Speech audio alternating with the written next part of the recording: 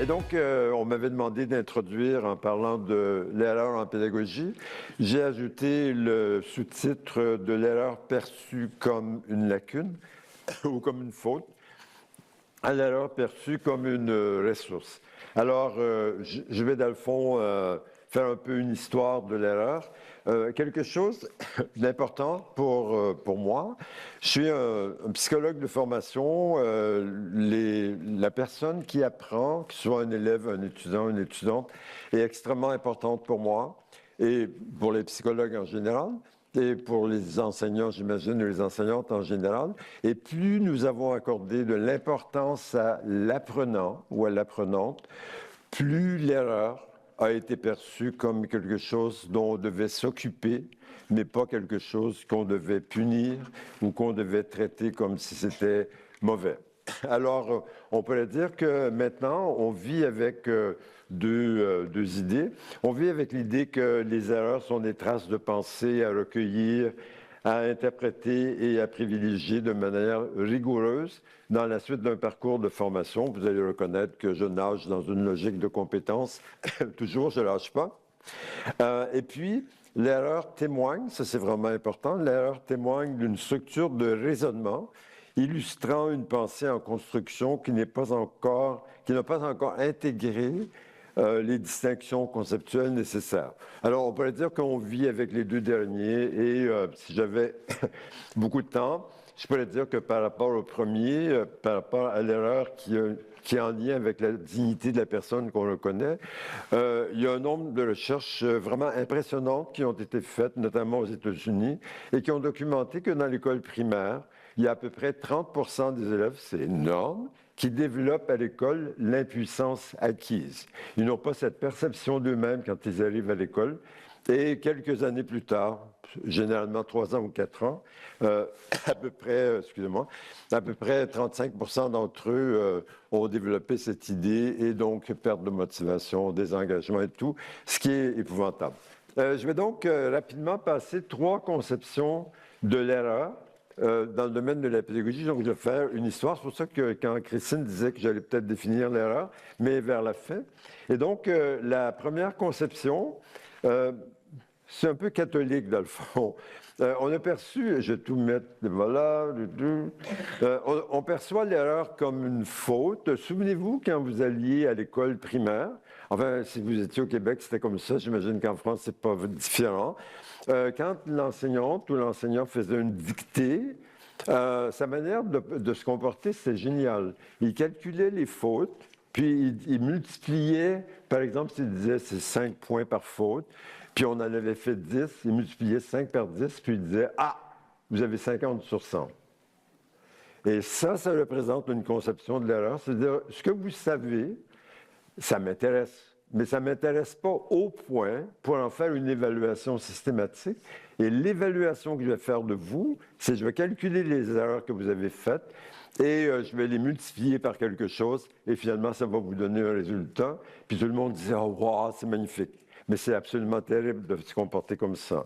Alors, donc, dans la première conception, la pédagogie de la correction et de la sanction est prédominante. Et il faut dire que ce qui est prédominant aussi, c'est le maître savant qui transmet quelque chose à quelqu'un qui ne le sait pas, la pauvre personne. Et puis que ce modèle transmissif est omniprésent. On est très influencé par, j'ai donné l'exemple tout à l'heure, l'évaluation sur le nombre d'erreurs. D'ailleurs, nos QCM ne sont pas tellement loin de ça non plus. En tout cas, on pourrait dire que même à l'époque actuelle, il y a souvent des étudiants ou des personnes étudiantes qui ne savent pas vraiment ce qu'ils savent exactement de la part dans une évaluation sommative, mais ils savent qu'ils ont eu une note, une lettre ou quelque chose comme ça. Et les interventions pédagogiques qui sont liées dans cette conception où on perçoit l'erreur comme une faute, c'est très behavioral. On intervient régulièrement, on augmente les renforcements. Si ça ne va pas, on fait des renforcements négatifs. Il y avait toutes sortes de scénarios inimaginables. Et puis, donc, l'erreur, c'est un déficit à combler. Je vais toucher ce côté-là, c'est mieux. L'erreur, c'est un déficit à combler ou un écart à réduire. Première conception, on pourrait dire, elle nous a quittés, mais elle n'est pas tellement loin encore. Voilà. La deuxième conception, l'erreur est perçue comme un symptôme. Le jour où les pédagogues ont perçu l'erreur comme un symptôme, ce jour-là est apparu à l'école ce qu'on a appelé le modèle médical. Les gens se sont mis à considérer que, l'erreur, ça doit être une maladie, puis il faudrait faire un raisonnement pédagogique là-dessus et arriver à un diagnostic, et puis, selon le diagnostic, amorcer un traitement de quelque chose.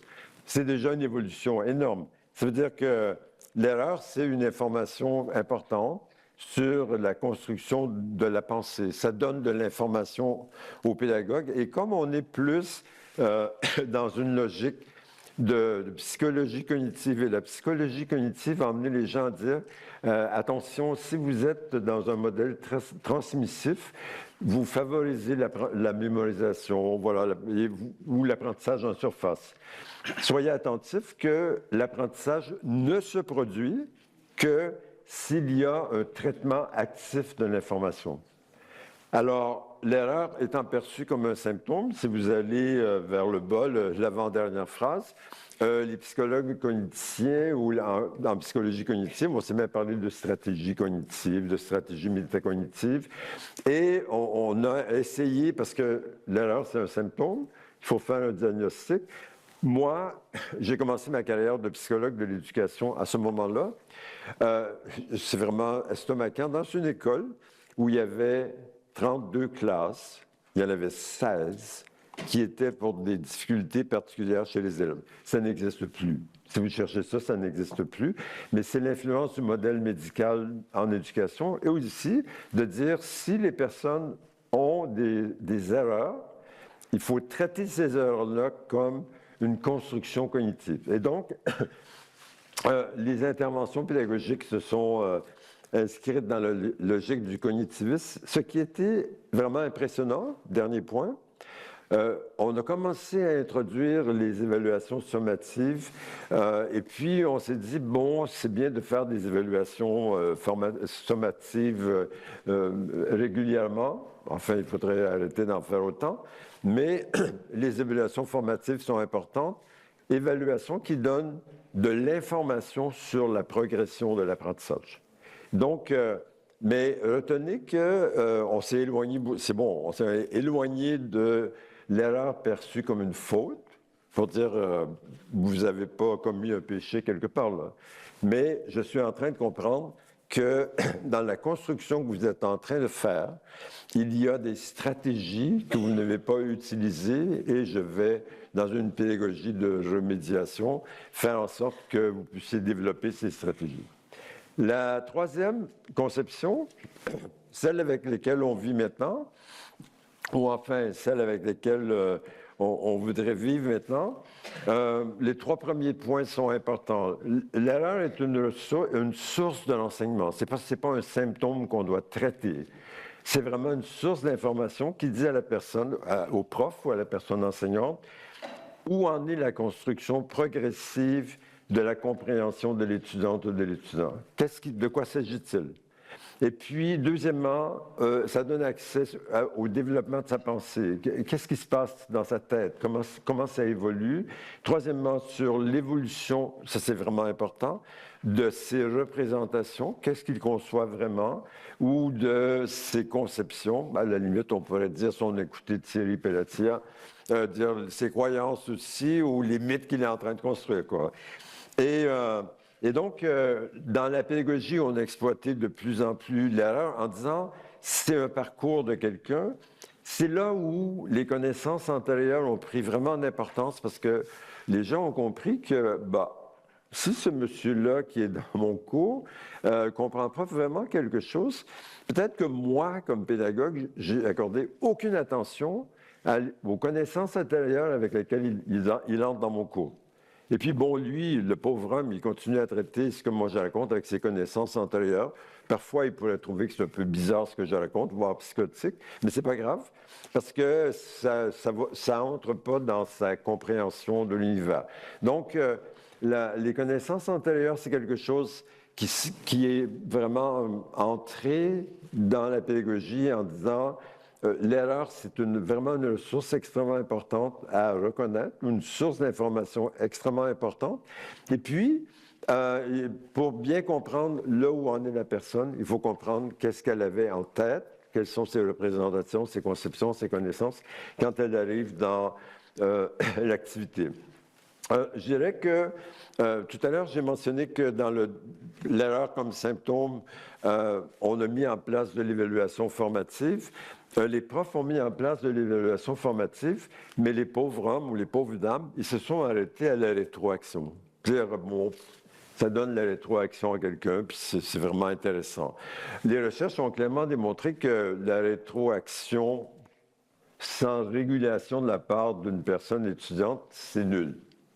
C'est bon, ça lui donne un petit portrait de quelque chose. Et alors, c'est dans l'erreur comme ressource où on s'est rendu jusqu'à la régulation des apprentissages.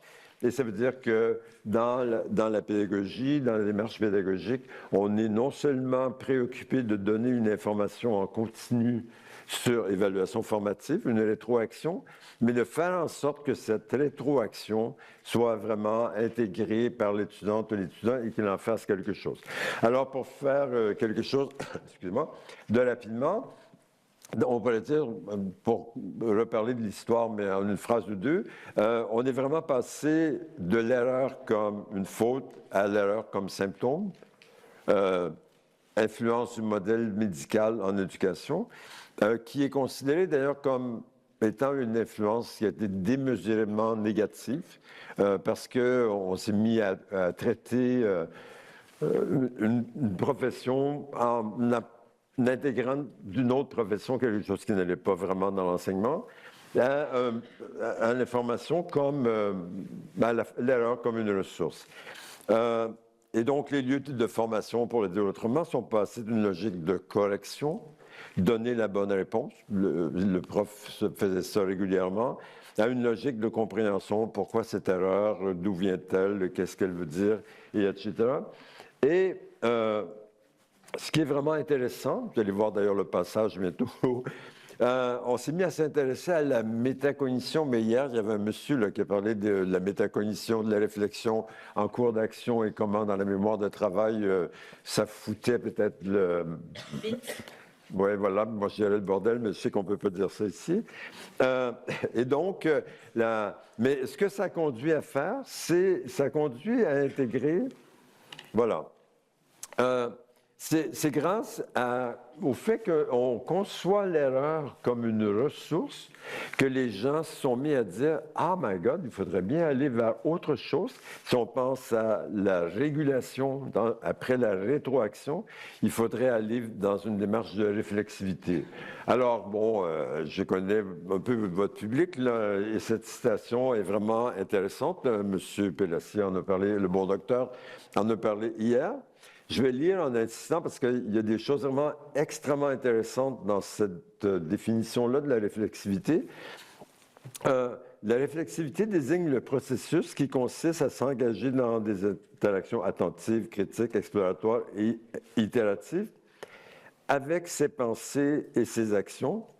La suite qui vient est extrêmement importante et leur cadre conceptuel sous-jacent. Comment se fait-il que cette erreur-là est commise? Et l'étudiante ou l'étudiant devrait réfléchir là-dessus. Encore important, en visant à changer ces différentes composantes et en examinant le cheminement lui-même. Alors, je dirais que ça aurait été impossible sans, dans l'erreur comme faute. Ça aurait été impossible dans l'erreur comme symptôme. Ce n'est possible que parce qu'on considère que l'erreur, c'est une ressource fondamentale qui nous permet de comprendre la construction, la représentation de l'étudiante et de l'étudiant. Ce bon monsieur Piaget, il ne s'est pas occupé de l'apprentissage, mais lui, il s'est occupé du développement de la pensée. Il ne parle pas comme moi j'ai parlé là, parce que j'ai moins de temps, mais il aurait dit, écoutez, si l'environnement ne heurte pas quelqu'un, un enfant, ou ne le provoque pas à dire « Ah, tiens, je ne comprends pas ça », il va passer son temps à faire de l'assimilation. Il va intégrer non-stop dans ce qu'il sait déjà, connaissance antérieure, puis ça ne va pas changer, là. Mais un jour, il va arriver devant quelque chose, puis il va dire « Wow, je ne comprends plus ». Et le fait qu'il ne comprenne plus, ou le fait qu'il soit dans un conflit socio-cognitif ou un conflit cognitif, ça l'oblige à quoi? Ça l'oblige à créer de nouvelles structures de pensée et donc à faire de l'accommodation. Je dirais que l'erreur comme ressource a beaucoup influencé la didactique, comme, je ne sais pas si vous êtes au courant de ça, là, il y a la didactique des maths, il y a la didactique des langues et tout. Il y a des didactiques qui ont développé des millions de choses. Et puis, l'erreur comme ressource a fait en sorte qu'on arrive, ce qui est exprimé dans le dernier paragraphe ou le deuxième point. Les lieux de formation sont passés d'une absence de didactique, c'est comme le prof faisait comme on avait fait avec lui, quoi, ou la prof, à une didactique centrée sur le savoir. Moi, j'enseigne la pathophysiologie ou l'anatomie, et voici comment ça s'enseigne. Il y a plein d'écrits là-dessus pour les maths, tout ce que vous voulez, là. Mais on est passé, il y a eu un temps où l'erreur comme information, ça va assez bien avec ça. Et donc, une didactique centrée sur le savoir ou comment le transmettre le plus fidèlement possible. Puis on est passé à une didactique centrée sur le sujet qui apprend. Intéressant. Personnalisation du parcours, tout ce que vous rêvez autour de ça, mais totalement insuffisant. Et on est rendu à un endroit qui est une didactique qui se préoccupe de la relation entre le sujet, le savoir et le contexte. Et ce que construit la personne est quelque chose qui est vraiment extrêmement important. Alors, bon, ça a donné lieu à des choses comme ça que vous connaissez bien. Et ça, c'est l'erreur comme faute ou l'erreur comme information n'aurait jamais donné lieu à l'apprentissage par problème, à des études de cas et tout, parce qu'à la base de ça, des simulations, à la base de ça, il y a l'idée quelqu'un doit réaliser « Oh my God, je ne sais pas de quoi il s'agit ou je ne sais pas vraiment résoudre ce problème-là ou comprendre ce problème. » Et je dois faire des apprentissages pour arriver à le résoudre. Bon, j'arrive à ma conclusion. Voilà, il reste 2 diapos. Je pense que, bon, moi, l'IA, c'est mon ami, quoi. Mais je pense que mon ami risque de perturber pas mal de choses, y compris moi-même. Et je suis passablement convaincu que l'IA va nous obliger à redéfinir l'erreur, et d'une manière beaucoup plus rapide et beaucoup plus violente que ce qu'on imagine, parce que nous sommes aux prises avec des étudiants ou des étudiantes qui trouvent que « Oh, wow, c'est bon, ça me donne plein de suggestions pour écrire ceci, pour répondre à cela. » Et le passage par l'erreur est un passage qui, à la limite, pourrait ne plus exister. Et donc, tout ce que moi j'essaie de raconter, vous savez, l'erreur, la construction de la pensée, blablabla, c'est un peu problématique. Pour terminer tout ça, 2 questions à lesquelles je ne vais pas répondre. Si aucune étudiante ou aucun étudiant ne commet d'erreur dans un cours, est-ce que c'est le fait d'une transposition didactique géniale de la part de la formatrice ou du formateur, ou est-ce que ce serait possible qu'aucun apprentissage se soit produit dans cette activité de formation? Merci de votre attention et merci.